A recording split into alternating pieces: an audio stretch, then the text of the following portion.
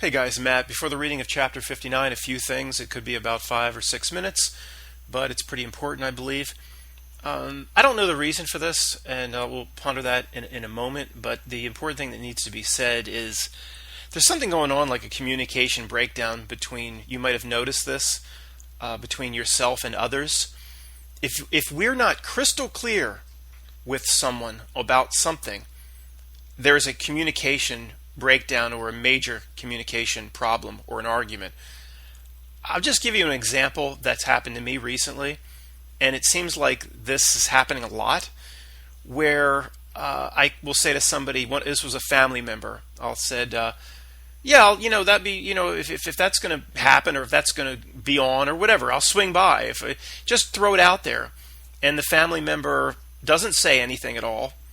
And I kind of interpret like, oh, they don't want me to come over, or they don't even want me to swing by. So I just say nothing, and then it just goes on. And I get a phone call from the family member saying, well, where were you? You said you were coming over. I made lunch. And I'm like, what are you talking about? I just kind of floated it. You didn't say anything back. And to me, I interpreted that they don't really want me coming over for that or stopping by. This person heard, I'll definitely be over. Here's about the time I'll be over. I'll expect lunch. I'll make lunch and all this stuff. And I don't know where this came from. It's like we're in two totally different realities. So no matter what the reason for this is, Levette would have astrological reasons that explain the communication breakdowns related to Mercury. Whatever, it doesn't matter. Whatever the reason is, my advice to anybody listening is we just almost need to be crystal clear with people about almost everything, or there's going to be big problems. Like if you're going to stop by someone's house, say, I'm coming, right? Remember, I'm coming. You understand that, right? We don't want any mix-ups. Or if you might try to make it and you can't, say, listen, I'm going to be clear. I'm going to try, but there's a good chance I might not make it. So if I don't show up, don't be upset. And then you get the person to acknowledge back, and that way, like, reality bubbles then are more conjoined, where it's like I'm totally on a different page with people unless it's crystal clear. Unless it's, somebody I'm on a similar frequency with. Then you just kind of say it the way we always say it, and they know, and it happens. But on somebody we're not on the same frequency with, you guys might be noticing this. We have to be crystal clear in what we expect from others and what we intend to do regarding invading their reality bubbles, or it gets all screwed up. I'm implying, what are you implying, Matt? That this is different than it was years past, or reality is a little different in this regard? I don't know, maybe. But nothing with people that I don't have a good frequency with, even very close family members, you have to be completely crystal clear, or it will blow up back onto us. Let me know your comments, or if you've had similar experiences, or I'm just losing it over here maybe. The second thing is a reaction to several comments I've gotten recently, comments I've gotten over the years. I won't really have time to go into it in detail here, but I will make a few videos about it in the future regarding some examples. But people will generally comment and say, Matt, look, don't overanalyze all this stuff. In the end of the day, the world revolves around money. The dollar bill. Green makes the money go around. Come on, Matt. There's no reason to be Mr. Conspiracy all the time. Well, that to me is, I don't even want to say I politely disagree. It's just wrong. Okay?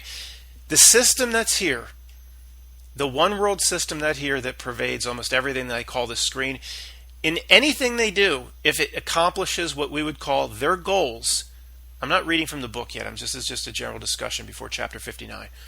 They don't need money.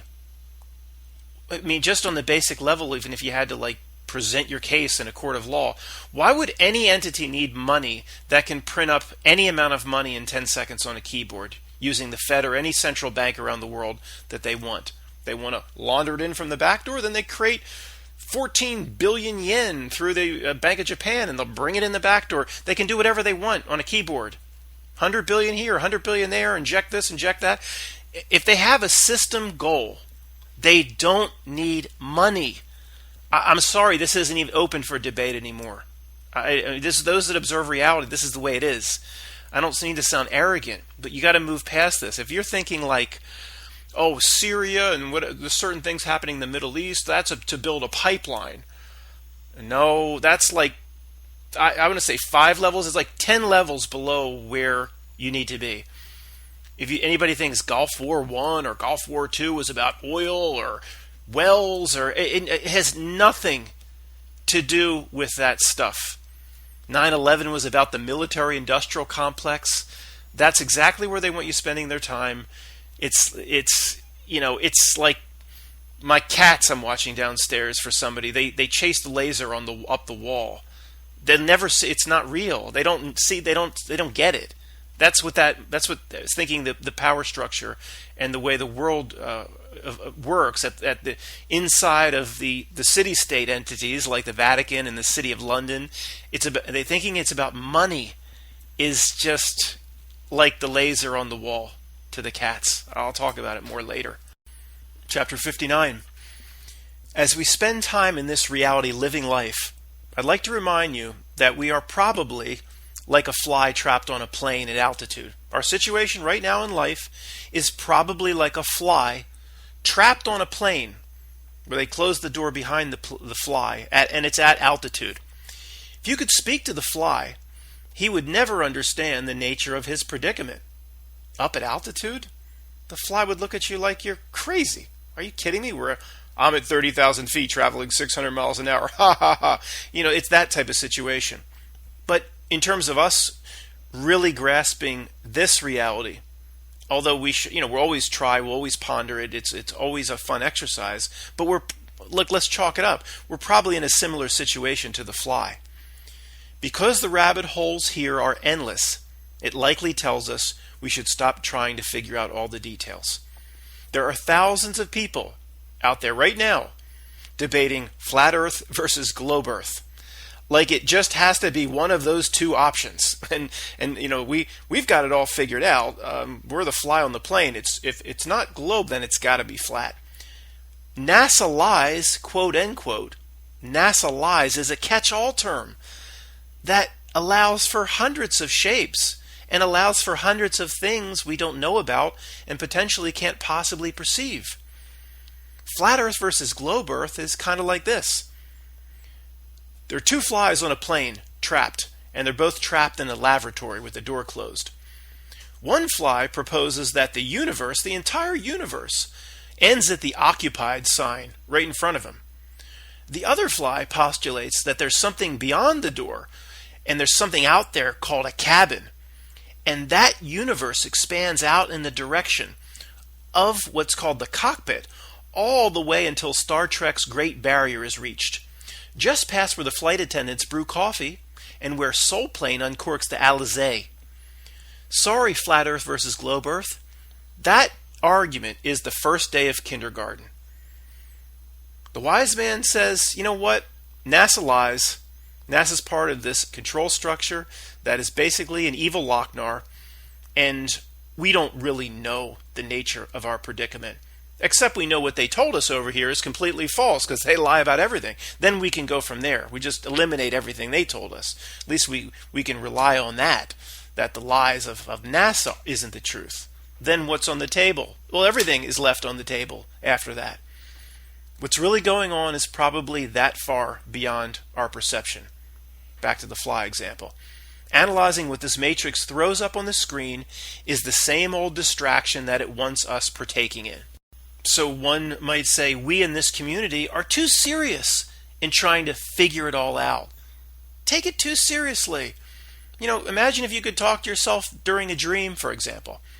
You'd say, come on, don't worry about stressing over that math test in your dream. It's a dream. The dream environment here is all fake. There's no math test. You're laying in a bed somewhere in a dimension that is like 1,000 times more vivid than this one that you believe is real. This is just a fake environment. Why are you stressing out over all this stuff? Why are you stressing out over a test? Just throw the test off your desk and walk out into the hall. In this life, do your best to pass the test. Don't just toss it off the table or the desk like you would in your dream. Do the best you can to pass the test, but don't stress over the test. As you know, there's no point in being stressed out over it because this reality in many ways is similar to a dream that mated with a video game where the video game portion is now corrupted by evil Lochnar creatures. Worth mentioning again, said before, on the day of your death, it's likely this life will seem like a dream to the next level. A dream is to your life now, as this life will seem to the next. Like the math test in the dream, after you're dead, you'll kick yourself for stressing out over the nonsense of the daily life in this world, worrying about the antics of the George Bush creatures. I don't know a whole lot about the following, but I know this is the very definition of thinking big.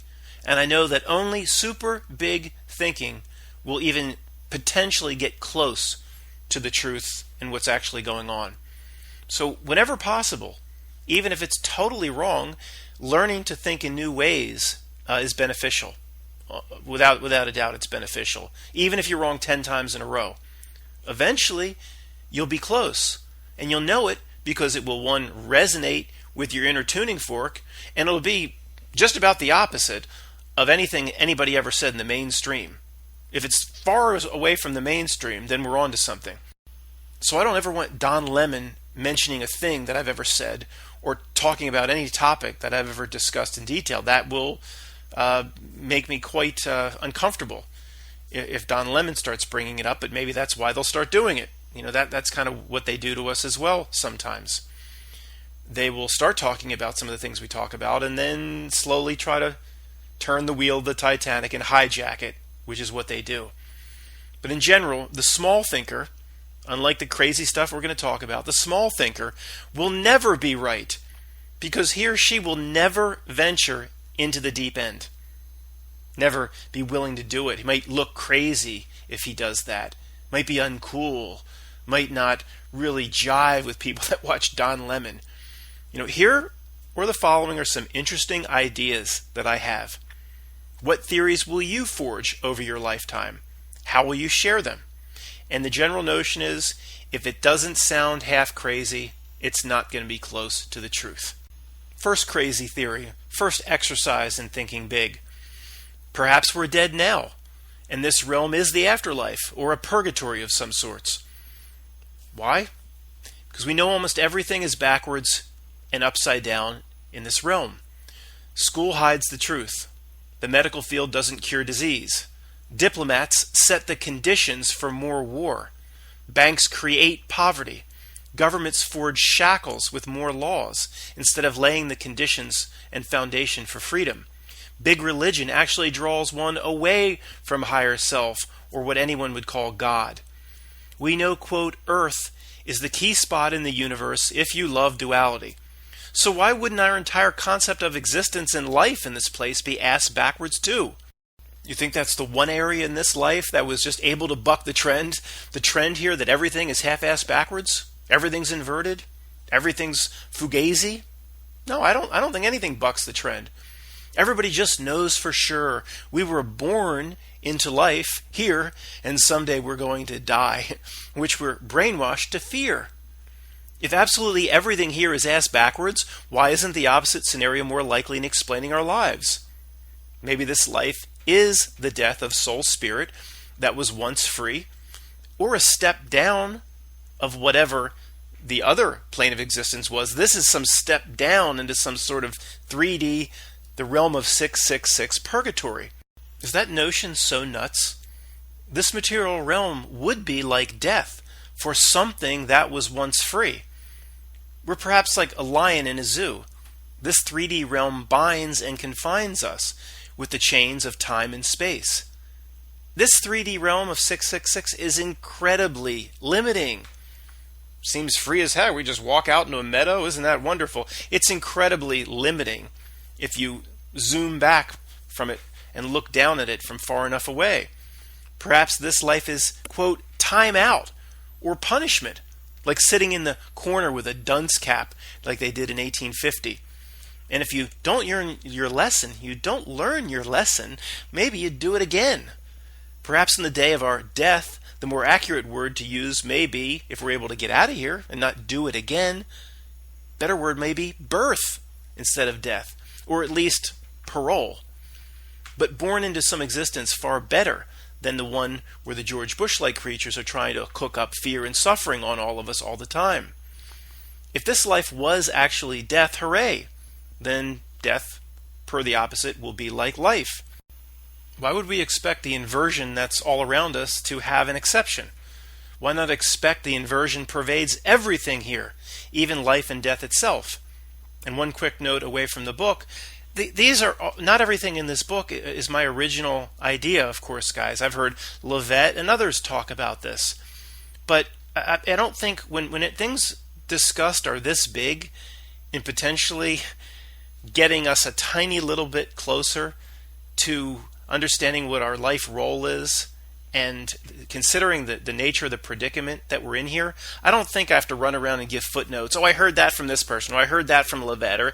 No, my role in this is to hear and listen to others and to put it all together in a way that makes sense. That's my role. So I would say 25% of this book is original to me, but 75% I'm just camping off the work of others. But I'm not going to footnote every little thing. This is too important. I've had people run with my ideas. Great. Well, why wouldn't I want people to take my idea and repeat it, but then expand upon it and get us a little bit closer to the truth? It's not about giving credit or doing anything like that here. Crazy theory or idea number 2. Big thinkers, people like Alan Watts, think we are aspects of God or tiny little pieces or aspects of creation itself. Or some people will say of source creation. We are. Little tiny pieces of it. Same thing. A lot of people say that. Oh, blasphemy. Blasphemous to most Christians to say such a thing. Saying one is God or an aspect of God, that's just New Age bullshit. That's what they'll tell you. However, by every definition, or just examining the basics, that's wrong. If God created all things, are you not part of all things? Let me repeat that. If God created all things, are you not part of all things? If a carpenter creates a rocking horse with wood, he goes down to the lumber store and gets the material. The carpenter works with the materials that are in no way part of him, for example. Can God do this? Did God go get the materials from maybe some demiurge down the street to make all of humans? Or must all things have come from God in the first place? See where I'm going here? When you follow a river and then a stream back to the source of the water, is that source up in the mountains really the source of all water? No. That's just where you see it come out of the ground. That's not even close to the original source. By definition, all water on this plane of existence must have come from the same source if you follow it back far enough. It all leads back to the same place, at least in our monkey perception brain, which is very limited. It all relates back to creation, source creation, or God. Let me ask you this then. Why do we think God is or must be perfect? Why are we programmed to parrot that back all the time? Saying God's not perfect? Blasphemy, blasphemy. Why are you saying blasphemy? I don't know, but that's what I've learned. That's what I've been told. That's what Joel Ovaltine taught me. It's just parroting stuff back without thinking it through. I've learned that what this realm tells me are lies. So if it's beaten into all of us from society's script, anything that's beaten into all of us from birth, and one example of that is the ultimate creator must be perfect, then that's what's been beaten into me. It's likely not perfect, because the script of this place I know is a liar. However, I admit the script of this place would be too dumb or not, sufficiently wise enough to know all about creation or creator or God, of course. But perhaps it's possible, though. Even pertaining to the nature of God, the truth is the opposite of what the script of this earthly realm delivers to all of us. Okay, not liking what I'm saying? Let's think of this. Do you think it's arrogant to think we know about God at all? We know about all the aspects of God, just as the little men in black robes say they do, the little men with white collars say they do, and creepy characters like Joel Ovaltine tell us they do. They're all qualified to tell us about God. I mean, what a joke. He's not qualified to tell me about a roast beef sandwich. A dumbed down little book that I've mentioned before. It was called A Purpose-Driven Life. Thank you to the commenters that told me the name of the book. A dumbed down little book called A Purpose-Driven Life told me in every tiny little dumbed down chapter what God wants me to do and what God wants me to be. How disgustingly arrogant. As arrogant as I sound sometimes, whatever. No, in important areas like this, I say the wise man doesn't know. Flat Earth, globe Earth, I don't know, is what I say. So maybe I come off as obnoxious, but where it matters, I'm not arrogant in these areas, like these preachers in their stadiums telling us what God wants us to do, which implies that person knows what God wants us to do. Give me a break. That jerk isn't qualified to speak for God. The real wise man affords that God may be perfect, sure. But the possibility may also exist that God's not perfect. Creation's not perfect. Also, why does everybody personify God, bringing God down to our ape avatar level? I don't think he or she probably applies to God or source creation. Do you think he or she applies? Which implies if they choose a transgender, they could switch it? Oh, I don't think God has a smelly avatar like I do. If not, then God ain't no he and he ain't no she. Or she ain't no he. She ain't no he and he ain't no she. Make a song out of that. The term it is far more accurate for God or source creation. And why would that term be derogatory to God? It. As long as you aren't referring to the Stephen King novel, The Creepy Clown, and Pennywise. Not just in general. I think God would be pretty thankful you didn't assign a he or a she. God would be far more upset to be called a he or a she. Why would it want to be seen as a stinky meat creature down here on earth with a ding-a-ling? Would you want a colony of ants to worship you and call you the big insect that lives in the trailer? No, I'll use the word it. What else should I do? Use a new Bruce gender New York State pronoun like Z or hair, he or peer? The point is, we've all been brainwashed into thinking God must be perfect. Sorry, maybe so. There's no evidence of this. It must be perfect because it created all of this. Look around. You calling this world perfect? Oh, it ain't perfect. It's far from it. This place is the opposite of perfect. As beautiful as the peregrine falcon is, it still takes a shit on a branch. If God is not perfect, perhaps God wants to be perfect. Again, just crazy big thinking, not blasphemy.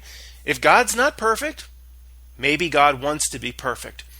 Perhaps God spread 100 trillion aspects of itself all over the universe it constructed for the little aspects of itself to play out, to develop, and improve themselves. Doesn't sound quite as blasphemous anymore, does it? These little parts may be you and I. The universe then may be like one big filter designed to let the more perfect and refined aspects of God return to itself and to trap all the rotten pieces on the day of our deaths like a Roach Motel. Or you could revise that and say, not the universe then may be like a big filter. This realm or this snow globe may be one cockroach motel of many throughout the dimensions that God designed to filter out aspects of itself. Think of the universe, or this realm, or the snow globe, like a really big net with really small holes, or if you have one in your kitchen, like a reverse osmosis filter. Those double filters under the sink, only pure water can pass through and get out, get back. Everything else is trapped. Only pure water can squeeze through. In this theory, God then keeps all the bad cockroaches inside this snow globe Roach Motel and throws out the box one day. Could that be the cause of the floods or the cataclysms or the mud flood or whatever other cataclysm that this truth community likes to look at all day and all night? Maybe. Maybe that's just like throwing out the box. Every ancient culture on this earth, they say, has written about a flood or an Armageddon or an Atlantis event. Perhaps it's God disposing of the Roach Motel and cleaning out the filter. If this was the case in 2018 or 2019, how many people do you think have done enough to improve their essence and purity, to escape the Roach Motel toss-out? Very few, I fear. Perhaps this is why the world seems to get worse and worse every year, because the very best souls die and they don't come back. They pass through the filter. The bank robber who shot the clerk in the head will be strained by the filter and returned probably right back here to recycle again. Seems like that's why the world goes downhill every decade, maybe. The only thing that comes back is the shit. How about every time you flush, the shit just came back into your house? It's kind of how would the house smell after a few weeks or decades or millennia? That's kind of what's happening here. However, common sense dictates that there's only so many times the same turd will be allowed to attempt to pass through the filter before the filter is thrown in the trash. And yes, I'm going to say it again for the 50th time. Is that what Pope Francis meant in saying that certain souls don't go to hell? Bad souls don't go to hell. They simply fade away and go to nothing. They simply go to the abyss. Poof. Gone forever. Sorry to repeat that so much, but if potentially there's any chance that that is a real truth drop by some creepy creature that's really in the know, if it's close, it's worth repeating 1,000 more times. Sorry, I mean, it's that big. I don't think that shit is dropped into the media for no reason. What are you saying, Matt? That sounds like blasphemy, too. Any sort of Lochnar here keeping us locked down. They don't know what God wants. How would they know more than you and I? That's blasphemy. No, look, the Lochnar creatures, the George Bush creatures, what we equated them to in the past? Wardens. Wardens of the realm. You know, Warden Norton from the Shawshank Redemption knew how the ins and out of that prison worked. A lot more than Red, Andy Dufresne, and anybody else. Warden Norton knew the most. He was a scumbag who eventually you saw what happened to him at the end. And, you know, the good souls like Andy are trying to get out. Maybe that's a metaphor. But Warden Norton knew the most for that realm because he was assigned to play the role of warden. The Lochnar creatures here are in many ways and respects wardens, carrying forth potentially a very long and ancient duty to corrupt. So yeah, and their role is to drop truth for those who can notice. If that is the role of the realm, to potentially be a filter, then there's nothing wrong with a warden playing its role. Didn't say the Lochnar creatures spoke for God or anything like that. Now, there are two very interesting pieces of evidence that point to the fact that this filter theory is hard to take off the table. One is how everything gets worse over time here. Everything. Throw a dart into any area. The presentation of politics, human freedom and liberty, TV shows like Leave It to Beaver, wholesome. I don't know. Seemed like a pretty good message. I don't know. Maybe it was the message of pedophilia, but I thought it was just wholesome. And look at that. We have Lucifer today as a TV series, and everything goes down. The music. We've talked about the degradation. And where it's not totally degraded, it's stalled century. So it does appear that the good elements are potentially getting out of here. And what we're left with is the prison population. That's the death row inmates. That's what seems like what's left. So there's that. Gets worse over time. Filter concept. The second, regarding the filter concept, is the population. This is similar. This is similar, but I'm looking more like at the minions in the screen, not the degradation of society in general. The number of monsters in the screen itself in society is off the charts today. I mean, think of the types of presidents. Matt, they've always been working for the Lochnar screen. Yeah, probably, but it's just worse now. The type of news anchors we have and the Bill Maher little creepy characters and these creepy senators and the way they act now, and Lady Gaga and Lady Pelosi, and there's cheats and frauds and Bernie Madoffs and CEOs screwing over their their employees laying off 10,000 people just to make a few extra percentage points so they can go buy a $6,000 shower curtain like Tycho's Dennis Kozlowski. These hedge fund manager creeps and ambulance chasing lawyers. Think about it. 1965, 1970, an army of ambulance chasing lawyers running around trying to screw people over. The minions are getting worse, as everything else. There's fast money traders and frauds like Jim Cramer and his booyah and all that bull crap. He should have been put off the air decades ago. There's people like George Clooney exist today trying to throw fundraisers for the left. I mean, are you kidding me? It's just getting worse. This is the Roach Motel. Turning your attention outwardly toward the matrix, in summary, and that's said many times, turning your attention outwardly toward the matrix is akin to Luke in Star Wars picking up his lightsaber in anger. It's what the evil emperor wants you to do. So do the opposite. Deposit soul tokens into yourself every day. One day then you may be pure enough to pass right through the filter. Walk out the Roach Motel like it's not even hard to get out of, like there's no guards, like it's not even a maze. You're just so pure you just walk out. And if it's not a filter, you'll have a lot of coins jingling from a lifetime of soul tokens.